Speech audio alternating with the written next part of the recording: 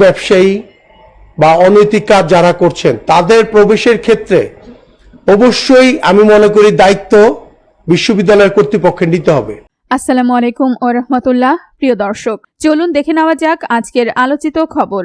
জাহাঙ্গীরনগর বিশ্ববিদ্যালয়ের নোংরা কার্যকলাপ, মাদক ব্যবসার সঙ্গে চলছে ধর্ষণ, লজ্জায় চুপ থাকে অনেকে, র্যাবের অনুসন্ধানে বেরিয়ে এলো আরও যেসব তথ্য।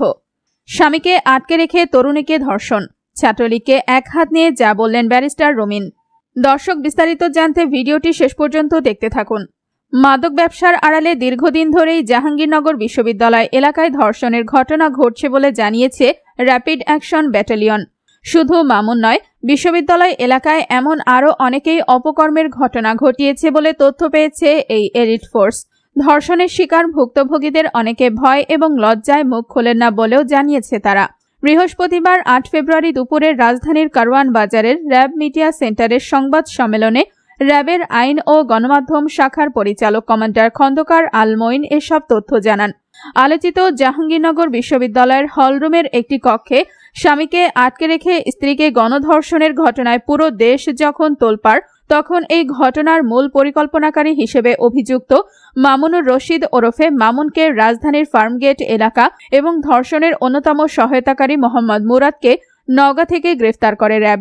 এই বিষয়ে খন্দকার মঈন বলেন, জাহাঙ্গীরনগর বিশ্ববিদ্যালয়ের সাবেক শিক্ষার্থী মামুন মীর মোশাররফ হোসেন হলের ৩১৭ নম্বর রুমে এক নারীকে আটকে রেখে গণধর্ষণ করে। পরবর্তী সময়ে বিশ্ববিদ্যালয়ের সহযোগিতায় আইন শৃঙ্খলা বাহিনীর সদস্যরা ৪ জনকে আটক করতে সক্ষম হয়।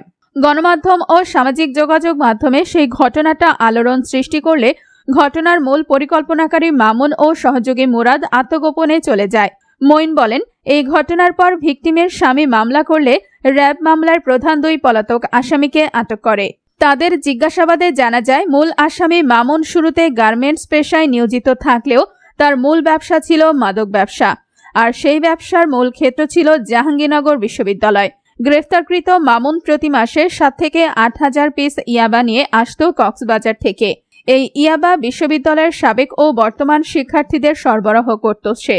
মঈন জানান, মামুনের তথ্য অনুযায়ী গ্রেফতারকৃতরা অনেকদিন ধরেই মাদক ব্যবসা করে আসছে। ভিকটিমের বাসায় সাবলেট হিসেবে বসবাস করতেন। ভিকটিম ও তার স্বামীর সঙ্গে মামুনের ৩ বছরের অধিক সময় ধরে মাদক ব্যবসার সম্পর্ক রয়েছে। তারা একসঙ্গেই একই বাসায় থাকতেন। ভিকটিমের স্বামী মামুনকে মাদক ব্যবসায় সাহায্য করতেন। মঈন বলেন, প্রতি মাসে ৩ থেকে ৪ বার এভাবে কক্সবাজার থেকে ইয়াবা নিয়ে আসত মামুন। জুতার ভেতরে ও মোবাইলের পাওয়ার ব্যাংকে করে প্রতিবার ২ থেকে ২,৫০০ পিস ইয়াবা আনত সে। এরই ধারাবাহিকতায় এই মাসের ২ তারিখেও ২,৭০০ পিস ইয়াবা সে নিয়ে আসে ক্যাম্পাসে। কিন্তু বাসায় এত মাদক রাখা নিরাপদ না ভেবে মামুন বিশ্ববিদ্যালয়ের ৩১৭ নম্বর হলে থাকার সিদ্ধান্ত নেয়। পরবর্তীতে মামুন ভিকটিমের স্বামীকে বলে ভিকটিমকে মামুনের জামাকাপড় নিয়ে হলে আসতে। তখন ভিকটিম মামুনের জামাকাপড় নিয়ে বিশ্ববিদ্যালয়ের ক্যাম্পাসে আসেন। এরপরই মামুন ও মোস্তাফিজ ভিকটিমকে নিয়ে কৌশলে ও বিভিন্ন প্রলোভন দেখিয়ে বিশ্ববিদ্যালয়ের একটি নির্জন এলাকার ভেতরে নিয়ে যায় এবং গণধর্ষণ করে। মঈন বলেন, এরপরে তারা রুমে গিয়ে ভিকটিমের স্বামীকেও ভয়ভীতি দেখায়। এই ঘটনার সূত্র ধরে তাদের মধ্যে বাকবিতণ্ডা শুরু হয়। সিসিটিভি ফুটেজে ভিকটিমের স্বামীকে ভিকটিমের সামনে মারধর করতেও দেখা যায়। এরপরই তারা থানায় গিয়ে অভিযোগ করেন। সেই অভিযোগের প্রেক্ষিতে মামুন র্যাব ও তার সহযোগী মুরাদকে গ্রেফতার করে। তাদের বিরুদ্ধে আইনানুগ ব্যবস্থা গ্রহণ করা হয়েছে। মামুনের বিরুদ্ধে কতটি মামলা ও কী ধরনের মামলা রয়েছে, সাংবাদিকদের এমন প্রশ্নের জবাবে মঈন বলেন, মামুন মাদক মামলায় ৪ বারের অধিক কারাভোগ করেছে। তার নামে ৮টির অধিক মাদক মামলা রয়েছে।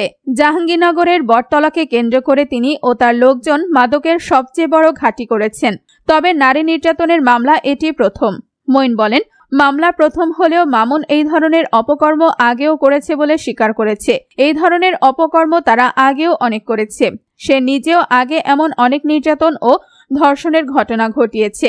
এমনকি অনেক সিনিয়র শিক্ষার্থীদের জন্য মাদক ব্যবসার আড়ালে নারী ধর্ষণের ঘটনায় তার সম্পর্ক রয়েছে।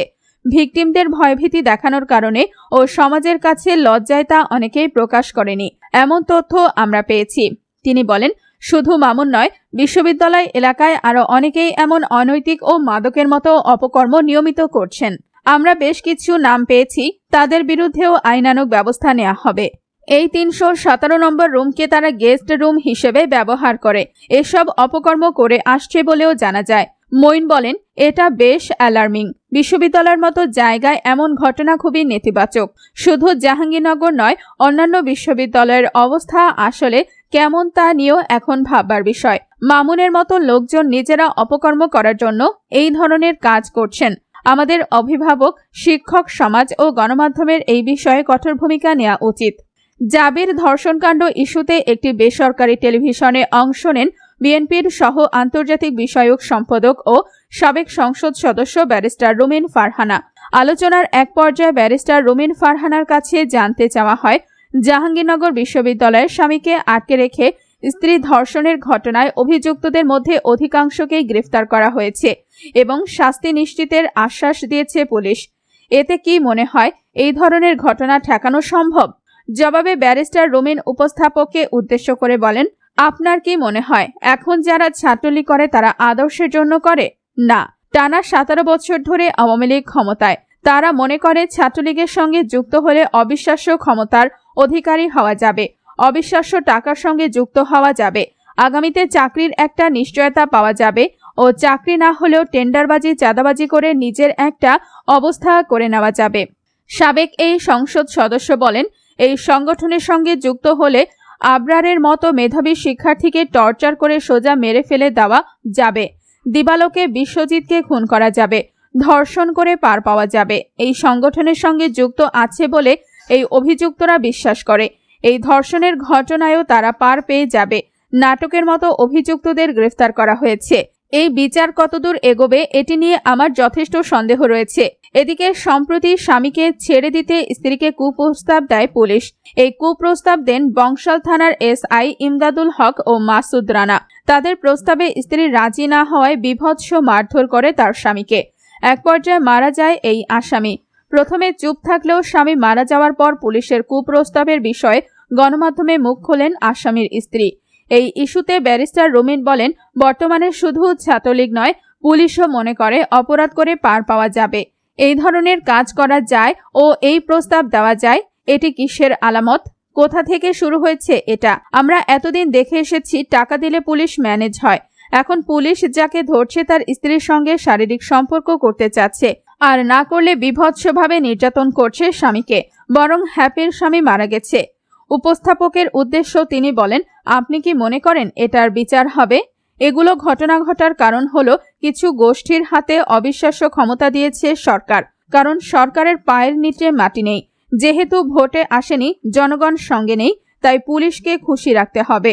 তারা নির্বাচনে যেহেতু পার করেছে, পাশাপাশি ছাত্রলীগ ক্যাডারকে সন্তুষ্ট রাখতে হচ্ছে। কারণ এই ক্যাডারগুলোয় সারা রাত সিল মারে। আপনার ব্যবসায়ীকে খুশি রাখতে হবে, কারণ তাদের টাকায় আপনি ৯-৬ করে নির্বাচন পার করেছেন।